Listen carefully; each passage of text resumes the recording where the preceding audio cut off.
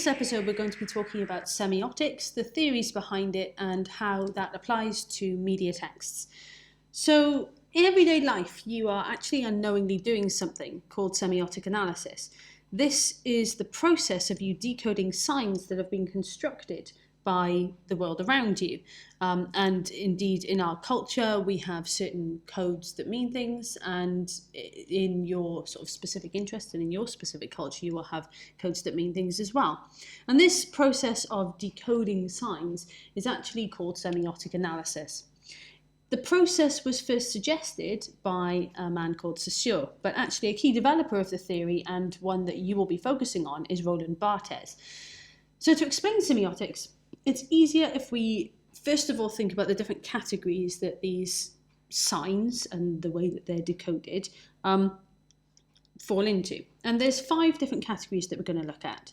So the first one is the hermeneutic or the Enigma Code. This is a mystery within a text that is not immediately answered. An example could be something like, the man lies slumped with an ornate silver knife in his back. Who did it? Why did they do it? And why did they use such a weapon? As an audience, we assume that this mystery is going to be solved at some point, and there's a level of frustration if perhaps it isn't. This can potentially conflict with genre codes, but that again is a point for a discussion and would conflict with our natural assumption that this mystery would be solved. But on the flip side, if the mystery is revealed too quickly, or if it's really easy to work it out, then as an audience we could feel let down. So writing a successful mystery, especially for audiovisual media where there's much more to work on in terms of codes, can be very difficult. Then we have a proerratic or an action code. This is part of a narrative which relates to things happening. For example, Sam glared at Tom and started to crack his knuckles threateningly. At this point, the audience will probably guess that Tom is going to get punched. This code, along with Enigma codes, can create considerable suspense. So think about how many times James Bond has disarmed a ticking time bomb with only 1 second on the clock. As an audience, we've decoded the action code of the time bomb, and we assume that Bond is going to die, even though deep inside we know definitely that he will survive. So an action code can work by demonstrating something that's going on or using our assumptions to work out what is going to happen. If we see something that is ticking, we expect something to happen after a stated period of time. If we see someone running, we assume they are running towards or away from something. And those actions can then be interpreted, and we can fill in the blanks when it comes to other areas of the narrative, either within the print or audiovisual media. Then we have one of the most common codes, and that is a semantic code, which is simply something within a text that means something.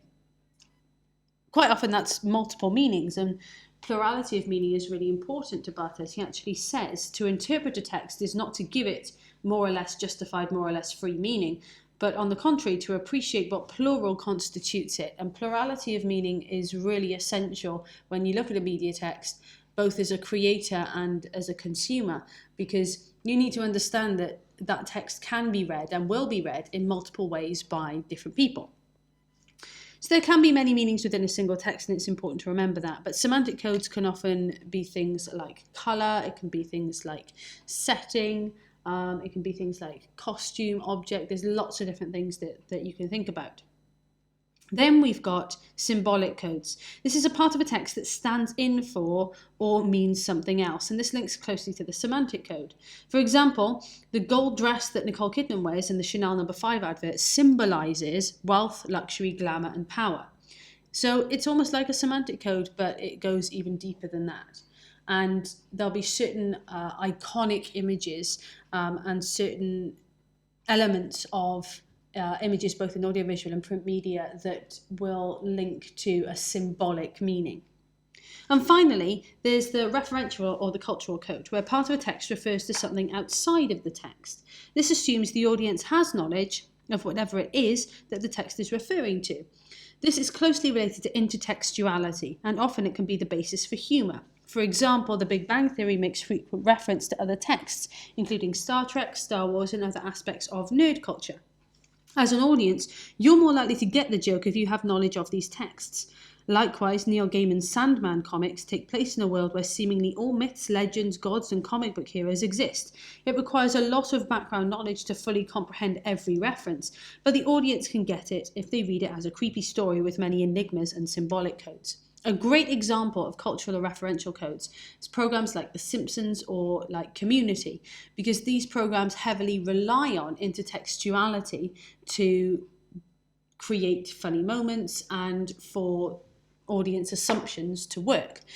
So more and more now we find programs using intertextuality actually as both a narrative and an engagement tool. And it's from that idea that the concept of pastiche and then as a result of that postmodernism comes along, which we'll talk about in another podcast. So there's those 5 different types of code that you can find, and they do apply to both audiovisual and print media.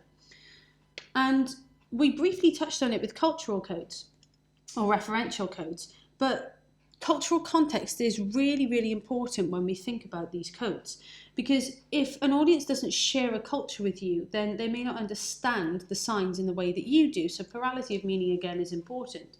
So if you think about it, how many Bollywood films do you count amongst your favourite films?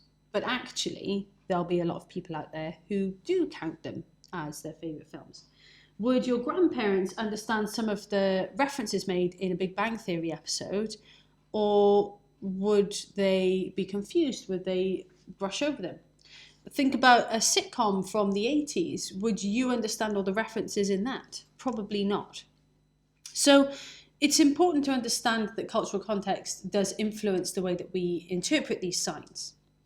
So when we talk about this in the context of a media exam question or the context of writing about a text, we want to use the correct terminology. So you want to use the categorized terminology, especially at A level, but at its most simple level, you want to be thinking about using the word sign, signifier, and signified.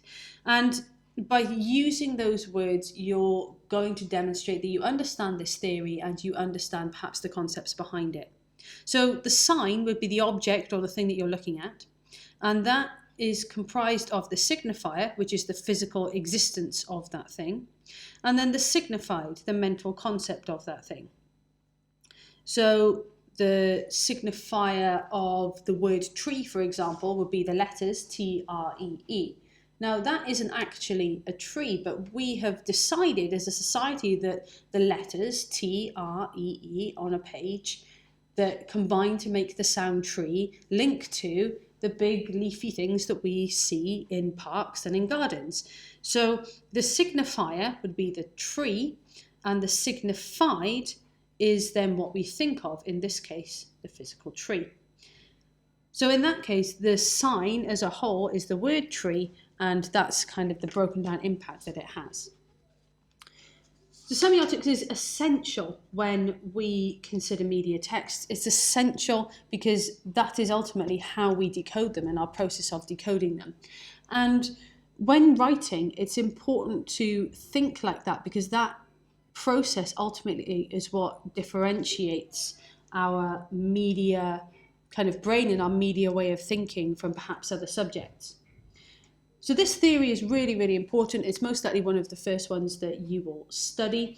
And by learning that terminology and really understanding those different types of code, you're going to be able to elevate your media studies answer to the next level. So that's a brief introduction to the concept of semiotics and some of the different codes that can appear in the texts that you will study. If you want the accompanying fact sheet for this, then it's available either on Google Classroom or available to download below. Thank you very much for listening, and be sure to tune in next time.